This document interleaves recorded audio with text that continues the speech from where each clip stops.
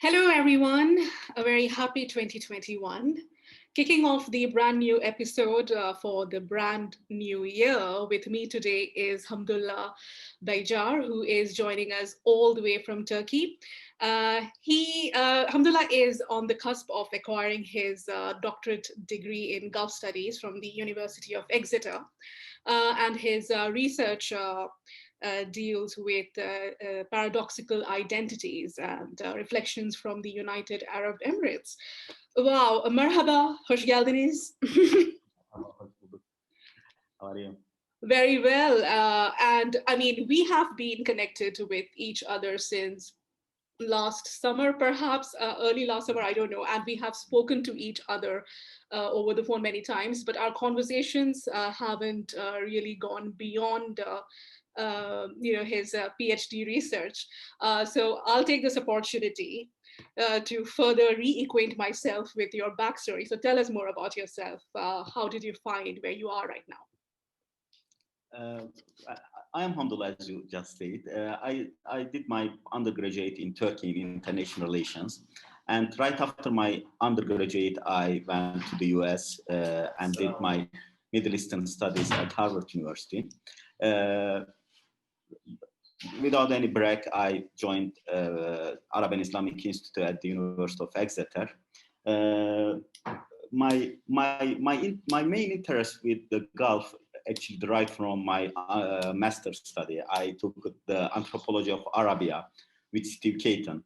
And it was after his extensive readings about the Gulf that I was interested. And the main actually reading that struck me to study the UAE was Ahmed Khan Dubai, the city as a corporation. Mm-hmm. And right now I'm about to submit my thesis at Exeter. So, I mean, considering you might have started your research in 2016 or 2017. My postgraduate study began at the end of the 2015. Yeah, 2015. Okay, so I mean, it's quite courageous. The topic that you have chosen, in the sense that the bilateral relationships between the two countries have not been the best since 2016. So, I mean, were there any moments in during your research that you thought that, oh my God, I should backtrack? Or, to be honest, one of my motivation was that there was neither good nor bad relation between two countries. So it was one of my motivations to choose such a country, a relatively remote country that no one knows other than its luxury and as a holiday destination. But the bad relation began at the end of 2016 or even the beginning of 2017. So when I started, everything was fine. Right. But then, of course, your field work was very much recent, I believe. I mean, how long were you here in UAE? I have been several times in the UAE. The most recent one was the end of 2019. I stayed for two and a half months there to observe that celebration period.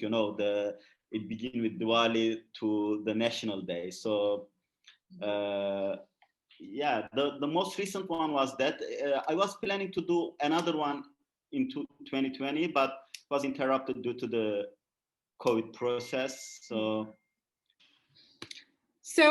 if I were to ask you that, what made you? I believe, if I recall correctly, you were also looking to research Qatar on a similar theme. So what made you zero down UAE? To be honest, it was my first topic was not about the identity. It was about the identity, but not the paradoxical or the construction of the identity. It was about the in more Freudian way. Do they use the Orientalist notions in their identity construction? How can I apply the Orientalism? Can we talk about self-Orientalization of the identity. My first project was this, but I had to change the topic after my first trip because I realized whatever material I take as a methodology, I will not be able to either finish it or prove to other readers other than myself. So I decided to change it completely, not completely, but as the main argument, I have changed it.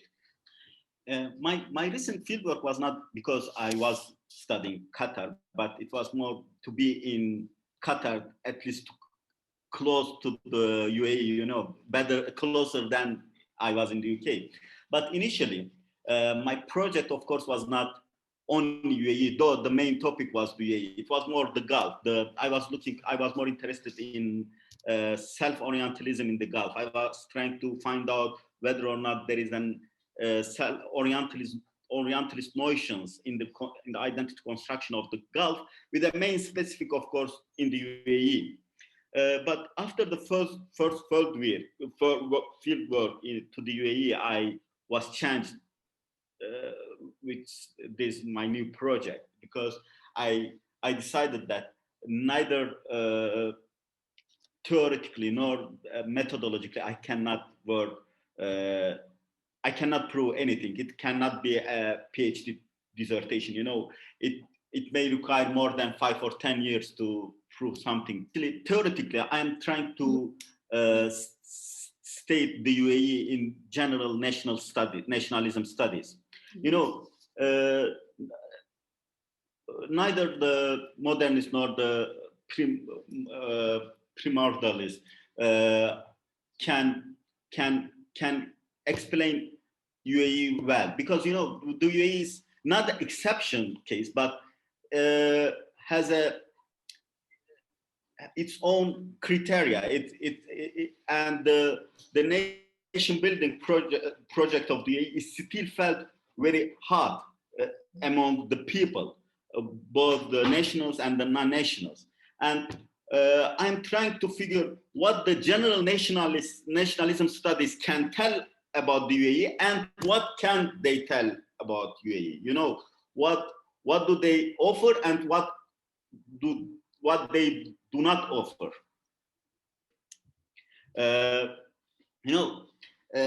I would like to actually continue about your previous podcast too, because Ahmed Al-Mazmi was also speaking about stating the UAE in Indian Ocean. And one of my chapters, sub-argument, is that UAE's identity construction began with firstly defining which geography they are belonging. I think of course, it's not my original contribution. James Only, for example, a professor, he was at Exeter, then moved to Qatar Library, was suggesting the same thing. The UAE, the Gulf, is more in the network of Indian Ocean than the Middle East.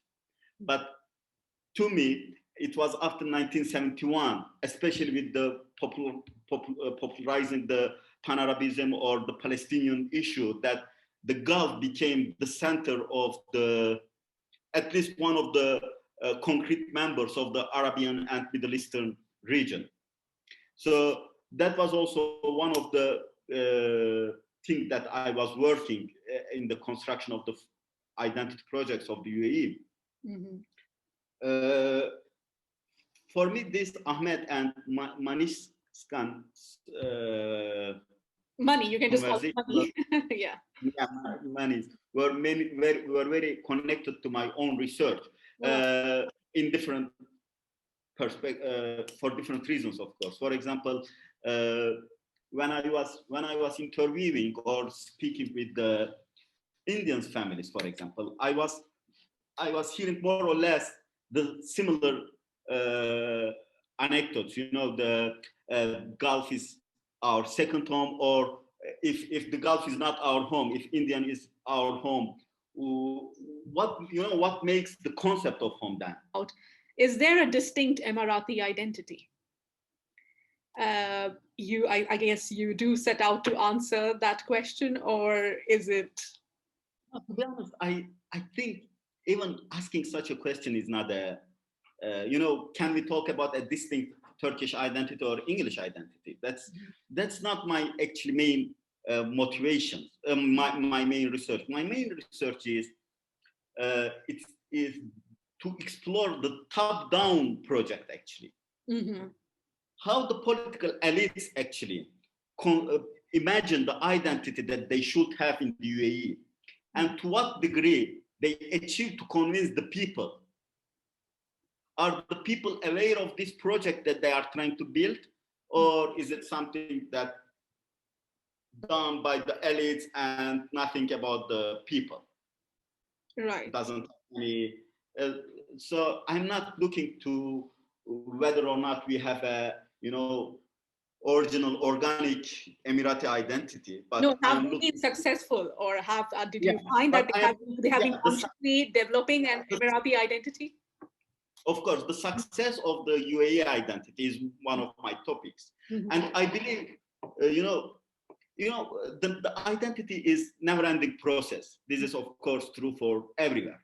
But uh, one of my main arguments of my thesis is that the UAE has two different identity projects. The first one is, of course, between the Seven Emirates, more exclusive identity, which began in 1971 and intensified in 1980s, especially up until 2000. Of course, it is not ended, but to me, it was succeeded. Then the second identity project began. I don't mean that the first one is ended. I want to just repoint that. The second one is more an inclusive, which takes the non-nationals and even the tourists who come just for fun there into consideration. I think, but this one's aim is different than the first one. In this one, they are not dealing with full of sense of belonging, but to a loyalty, or to be aware of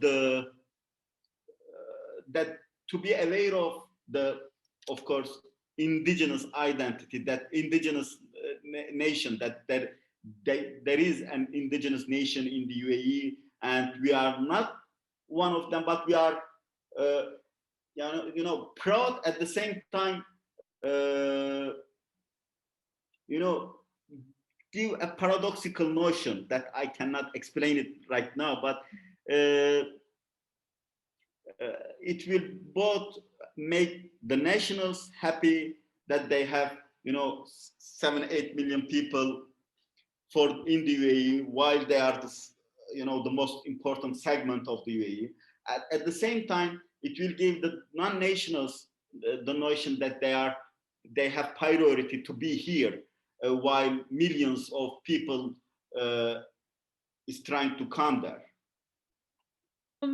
So, in terms of uh, cases, I mean, apart from UAE, we have countries like Kuwait and Qatar, where the expatriates outnumber the citizens. So, what is your personal observation? I mean, personal understanding that how unique or how difficult is the case of top-down identity building uh, in a country like UAE, or is it very much the same? Even, I mean, Qatar also faces the same kind of challenges or hurdles, or you know, I mean, I'm quite sure Kuwait is quite different from both Qatar and UAE. But then, what do you think? What is your personal understanding of No, how it's a bit more kind of critical in the case of UAE? I think what makes UAE special or different than other Gulf uh, cities, countries, is Dubai, the existence of Dubai in the UAE, because Dubai is historically and even now an important city, but does not have a hydrocarbon sources that can distribute to all people, or Yeah. base its system on it. Mhm. It has to concentrate on what it has built since then. And tourism, luxury, all of these stuffs are one of the tools that the Dubai is built. Because of this, the existence of the experts, or the importance of the outsiders are more important than any other state. Uh, because we have Dubai in this sense, then the other Emirates has to either follow or benefit from this situation. For example, uh, a more conservative Emirate, Sharjah, uh, regardless its conservative status, it benefits from Dubai's uh, status. What Sharjah doesn't actually consider appropriate, but it benefits from it, both economically, socially. Not only benefit, but influence from it. So uh, the existence of Dubai in the federal in the UAE as one of the members, I guess, makes UAE identity very prominent, and otherwise, I think if there was no Dubai in the UAE, Abu Dhabi and Qatar would be very parallel to each other. For example, will be their copy in different places. I think this is my own idea, uh, and because and to be honest, even in these all celebrations and initiatives, Dubai takes the lead. Dubai leads everything in this sense. So, for example, in Qatar, I haven't seen any of this celebration with the exception of the national days, the car parade, Yeah. Where you have both Uh, the expats and the nationals taking part, you mean? Or no, no, just anything that's happening on a large scale? all of them, both in Qatar, in the UAE, in Oman, in all the expats take part in the national celebrations. For example, I think if you ask me what my own observation, in Oman, the expats take even more role than what I see in UAE and Qatar. But I think these all concepts derive from Dubai's imagination. Mhm. All right. So that was quite a fascinating conversation. I mean, I can't be grateful enough to you to have lended your, precious time towards the session, considering that you would be sort of living, breathing, sleeping, and eating your PhD thesis at the moment. So when is the big day? When is your Viva scheduled for? I am planning to submit in 1 or 2 months, I think. We Okay. had just a conversation with my advisors last week, Mhm. and I think he considered my thesis as something ready to be submitted after revision, after I revised it again. But one of the challenge, for example, even in this conversation, is as you you think your thesis should be a very original. For example, even during this interview, this conversation, one of the challenges that I was facing, because we were always recommended by our advisors or by other professors that never explain or talk about your thesis too much in public area in conferences because of the originality issues, not because of, you know, because let's say coincidentally one of my examiners watch the issue. I think this is one of the PhD's challenge too, Yeah. because we have to go as much as conference as much as possible conference. We have to publish as much as possible, but at the same time we have to be as much as original as much as possible original, Mhm. original as much as possible.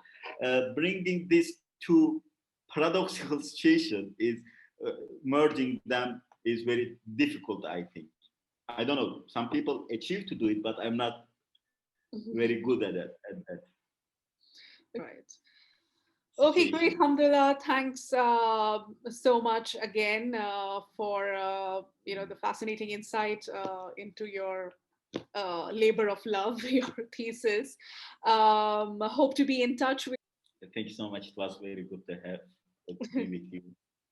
Thank you. Thank you so much for joining.